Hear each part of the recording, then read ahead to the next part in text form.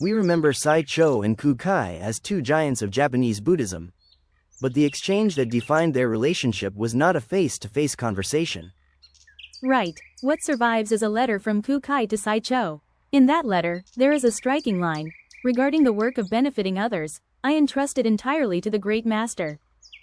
The Great Master meaning Saichō. Exactly, and from that line, we can let the two of them speak. I have come to know the truth of the universe, and I can hardly contain my joy. At first, I want to become happy myself, and then make others happy as well. But I still do not fully understand the joy of benefiting others, Rita. As for that, I leave it entirely to Master Saichō.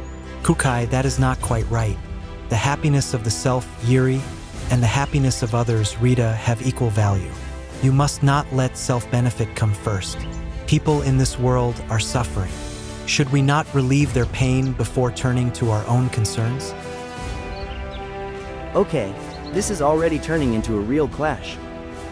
But how can someone who is not truly joyful himself, in any meaningful sense, save others?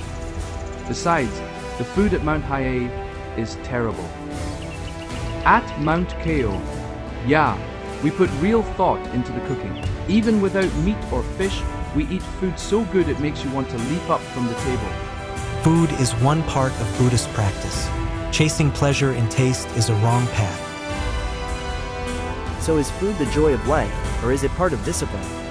That's a huge difference. Well then, just look 1200 years ahead.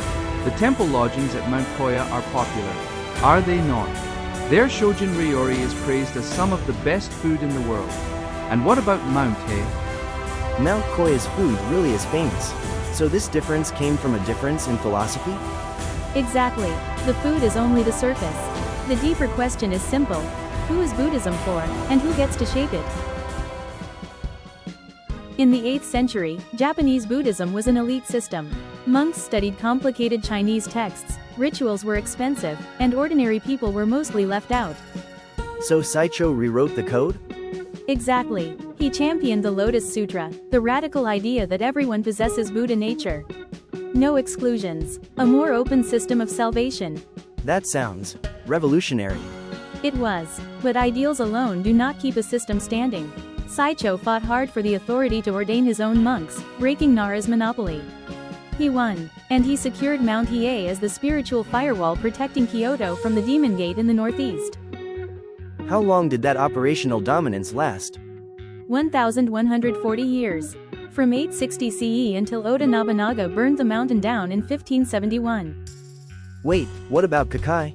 Wasn't he the ultimate rival?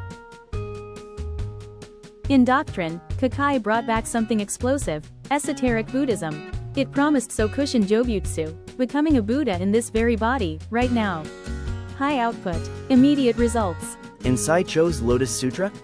The Lotus Sutra is a timeless, brilliant teaching, one that remains profoundly relevant today. But in Tang Dynasty China, it was seen as an older framework compared to the new, flashy esoteric technology. Saichō realized this. So he did something extraordinary. He bowed to the younger monk and asked Kūkai to teach him. He admitted a system defect? In terms of cutting-edge doctrine, yes. Plus, Kūkai was a master engineer who built massive irrigation dams and solved real-world crises. In doctrine and practical execution, Kūkai took the lead. So Mount Hiei lost the intellectual war? In the short term, yes. But here's the ultimate plot twist. Mount Hiei's true power wasn't in having the single most advanced doctrine. It was in being an open operating system, a platform with the depth and space for others to build upon. An open platform? Precisely. Because the Lotus Sutra is a foundational baseline, it left room for growth. Centuries later, Mount Hiei became the incubator for every major spiritual reformer in Japan. Honen, Shinran, Dogen, and Nichiren. They all trained on the same mountain? Every single one. Mount Hiei didn't just enforce one rigid code. It functioned as an incubator that bred a lineage of revolutionary thinkers. And through them, it embedded a deep cultural code into Japan. Shitsu Busho. The idea that the sacred can dwell in ordinary things, from ancient trees to daily tools. The sacred is everywhere.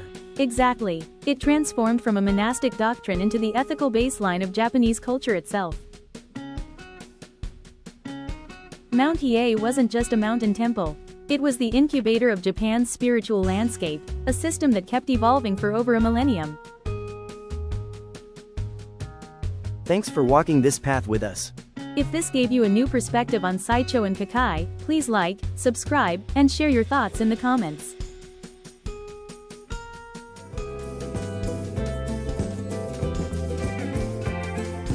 Thank you for watching until the end.